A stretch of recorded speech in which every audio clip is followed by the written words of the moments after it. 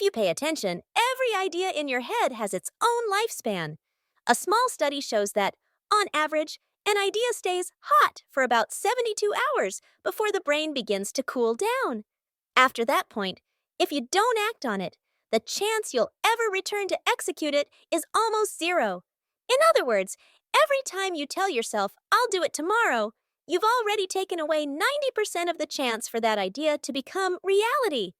Not because the idea is bad, but because the initial energy has drained out of the system. The human brain isn't built to keep the fire burning. It only responds when there is real movement. Multiply that by a lifetime, and you don't just lose a few ideas. You lose a lifetime of opportunities. A person may generate thousands of worthy thoughts, but only a small fraction ever gets started. The rest lies still in unfinished projects, untitled files, plans for later, and when I have time.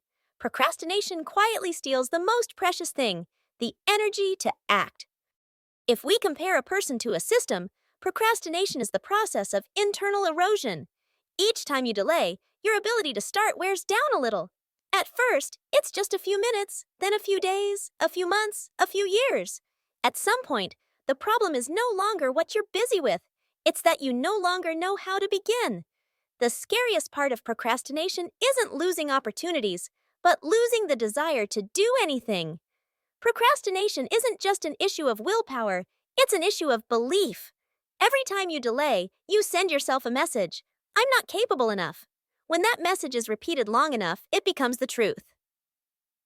And once you believe you can't, no advice or opportunity matters anymore. Success in reality rarely comes from inspiration.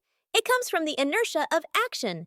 Each time you start, even in a small way, you add another rotation to your internal engine.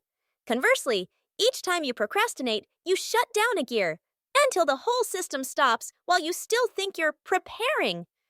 No one can destroy your potential as effectively as your own procrastination.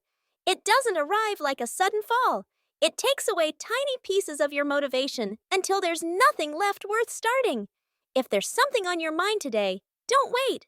Do it, even if it's not good enough, even if you're not ready. Not to be perfect, but to remind yourself that you are still capable of moving. In the end, the line between people who act and people who stay forever in preparation isn't about ability. It's about the moment they choose to begin.